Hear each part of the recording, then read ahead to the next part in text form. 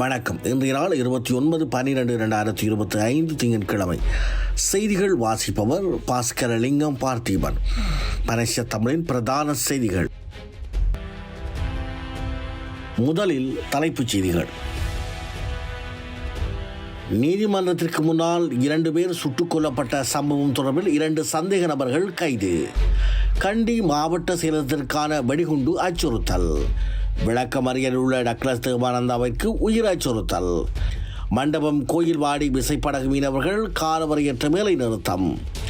Ukraine மீது Russia நடத்திய ஏவுகணை தாக்குதலில் ஒருவர் உயிரிழப்பு, 5 படுகாயம். தொடர்வது விரிவான செய்திகள். முதலில் தாயக செய்திகள். கடந்த ஜனவரி மாதம் 16ஆம் நாள் மன்னார் நீதிமன்றத்திற்கு முன்னால் 2 பேர் சுட்டுக் கொல்லப்பட்ட சம்பவம் தொடர்பில் 2 சந்தேக நபர்களை காவல்துறையினர் கைது செய்துள்ளதாக தகவல்கள் வெளியாகியுள்ளது.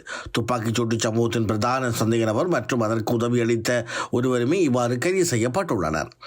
தலைமன்னார் வீதியில் உள்ள விடுதியொன்றில் மறைந்திருந்த போது நேற்று இந்த 2 சந்தேக நபர்களும் கைது செய்யப்பட்டுள்ளதாக தெரிவிக்கப்படுகின்றது. இவ்வாறு கைது செய்யப்பட்டவர்கள் உயிலங்குளம் பகுதியைச் சேர்ந்த 22 மற்றும் 38 வயதுடையவர்கள் என தெரிவிக்கப்படுகிறது.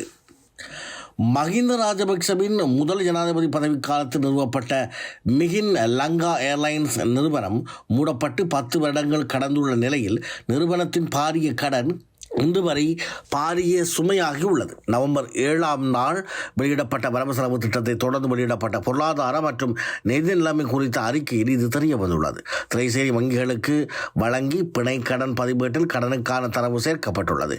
மிகின் லங்கா நிறுவனத்தின் பெயரில் இலங்கை வங்கிக்கு சமர்ப்பிக்கப்பட்ட பிணை கடன்களில் ரூபாய் 3,162.23 மில்லியன் மற்றும் மக்கள் வங்கியால் வழங்கப்பட்ட ரூபாய் 3,063.15 மில்லியன் கடன் நிலுவையில் உள்ளது. கண்டி மாவட்ட செயலகத்திற்கு அனுப்பப்பட்ட வெடிகுண்டு அச்சுறுத்தல் தொடர்பான 2 மின்னஞ்சல்கள் தெற்காசிய நாடு ஒன்றிலிருந்து அனுப்பப்பட்டுள்ளதாக விசாரணைகளில் தெரிய வந்துள்ளது. இந்த சம்பவம் குறித்து குற்றப்புலனாய்வு திணைக்களம் தற்போது விசாரணையை தொடங்கியுள்ளது. டிசம்பர் 23ஆம் நாள் மின்னஞ்சல் கண்டி மாவட்ட செயலகத்திற்கு அனுப்பப்பட்டதாக தெரிவிக்கப்படுகிறது. ஆனால் டிசம்பர் 26ஆம் நாள் காலை தான் மாவட்ட செயலாளருக்கு அது குறித்த தகவல் தெரிவிக்கப்பட்டுள்ளது.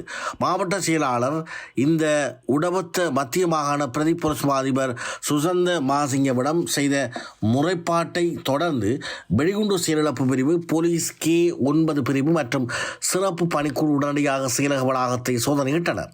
வளாகத்திற்குள் நிறுத்தப்பட்டிருந்த அனைத்து வாகனங்களையும் ஆய்வு செய்த பின்னர் அந்த தகவல் போலியானது என்று காவல்துறையினர் அறிவித்துள்ளனர்.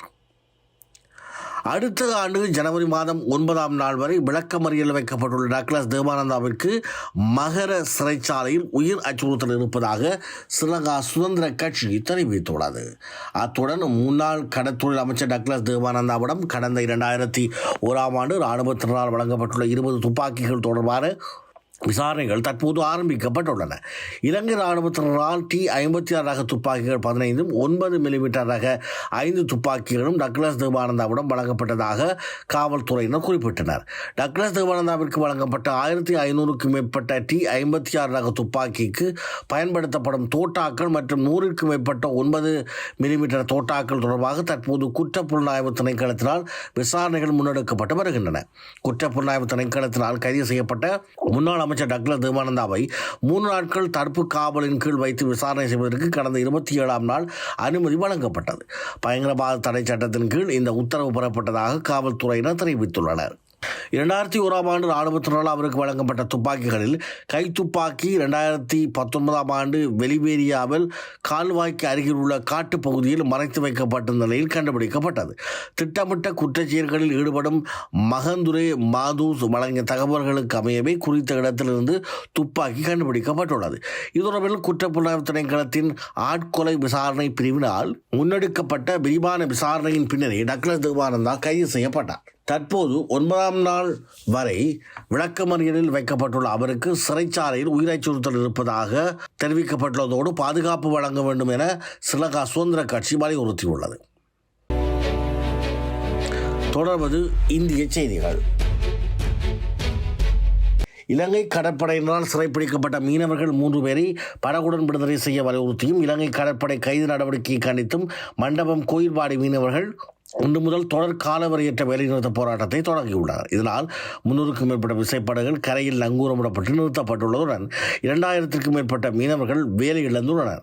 ராமநாதபுரம் மாவட்டம் மண்டபம் வடக்கு கோவில்வாடி மீன்பிடி துறைமுகத்திலிருந்து கடந்த சனிக்கிழமை காலை 300க்கும் மேற்பட்ட விசைப்படகுகளின் மீனவர்கள் மீன்பிடிக்கு கடலுக்குள் சென்றுள்ளனர்.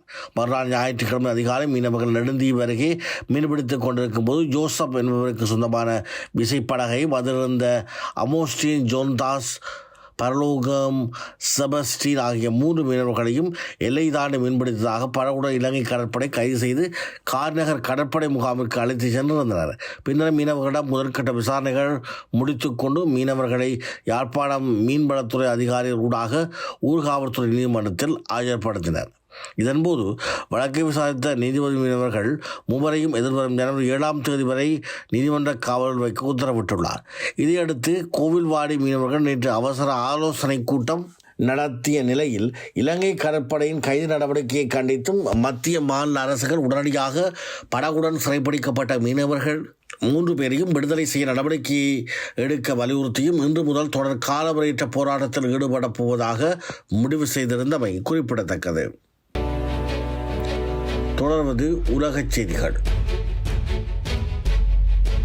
போரினால் பாதிக்கப்பட்ட டொனெட்ஸ் பிராந்தியத்தின் கிவ் கட்டுப்பாட்டில் உள்ள பகுதிகளில் உள்ள கிழக்கு உக்ரைன் நகரமான ஸ்லோவஸ்கி மீது ரஷ்யா நடத்திய ஏவுகணை தாக்குதலில் குறைந்தது 1 கொல்லப்பட்டதாகவும் 5 பேர் காயமடைந்துள்ளதாகவும் உக்ரைனின் பிராந்திய இராணுவ நிர்வாக தலைவர் தெரிவித்துள்ளார்.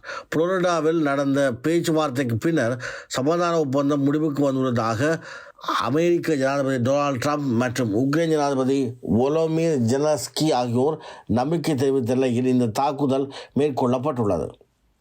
இத்துடன் பரேசியா தமிழின் பிரதான செய்திகள் நிறைவுறுகிறது. செய்திகளை உடனுக்குடன் தெரிந்து கொள்ள பரேசியா தமிழ் நியூஸ் வலையொலியை சப்ஸ்கிரைப் செய்யுங்கள். நேரலையில் www.paresiatamil.tv என்ற இணையதளம் வாயிலாக தொலைக்காட்சியை பார்வையிடலாம். நன்றி, வணக்கம்.